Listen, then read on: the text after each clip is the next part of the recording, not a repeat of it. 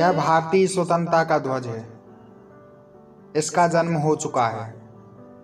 हिंदुस्तान की युवा वीर सपूतों के रक्त से यह पहले ही पवित्र हो चुका है। यहाँ उपस्थित सभी महानुभावों से मेरा निवेदन है कि सब खड़े होकर हिंदुस्तान की आज़ादी के इस ध्वज की वंदना करें। यह भावुक अपील 1907 ईस्वी में स्टुटगार्ट जर्मनी में अंतर्राष्ट्रीय समाजवाद सम्मेलन में मैडम कामा ने तिरंगा झंडा फहराते समय की थी। अपील का असर इतना था कि वहां मौजूद सभी लोग खड़े होकर ताली बजाने लगे थे। आज हम बात कर रहे हैं भीकाजी रुस्तम कामा अथवा मैडम कामा की, जिनका नाम भारतीय इतिहास में अमर है। जब जब भारत की आज़ादी की गाथाएं गाई जाएंगी तब तब भीकाजी की कामा का नाम आएगा। भीकाजी कामा का नाम आएगा। वैसे तो भीकाजी रुस्तम भारतीय मूल की फ्रांसीसी नागरिक थी, लेकिन भारत की आज़ादी में उनका योगदान किसी भारतीय से कम नहीं था। दुनिया के विभिन्न देशों में जाकर भारत की स्वतंत्रता के पक्ष में माहौल बनाने का कार्य भीकाजी रुस्तम कामा ने किया।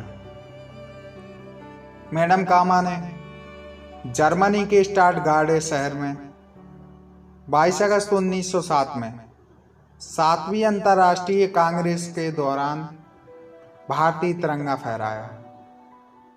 उन्होंने इस तिरंगे में भारत के विभिन्न समुदायों इत्यादि को दर्शाया था।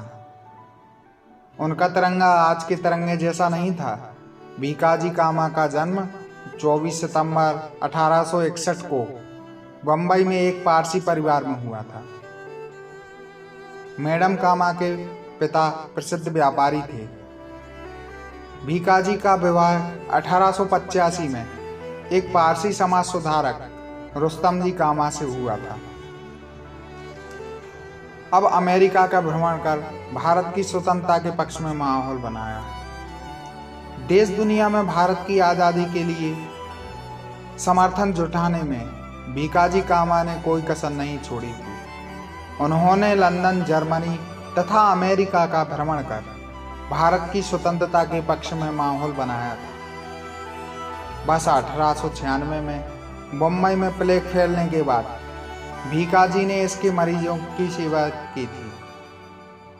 बाद में वह खुद भी इस बीमारी के चपेट में आ गई थी। इलाज के बाद वह ठीक हो गई थी, लेकिन उन्हें आराम और आगे के इलाज के लिए यूरोप जाने की सलाह दी गई। वर्ष 1906 में उन्होंने लंदन में रहना शुरू किया, जहां उनकी मुलाकात प्रसिद्ध भारतीय क्रांतिकारी श्यामजी कृष्ण वर्मा, हृदयलाल और वीर सावरकर से हुई। लंदन में रहते हुए वह दादा भाई नवरोजी की निजी सचिव भी थी। Dadabhai Naoroji British house of commons का चुनाव लड़ने वाले पहले एशियाई थे। जब वो हॉलैंड में थी, उस दौरान उन्होंने अपने साथियों के साथ मिलकर क्रांतिकारी रचनाएं प्रकाशित कराई थी और उनको लोगों तक पहुंचाया भी था।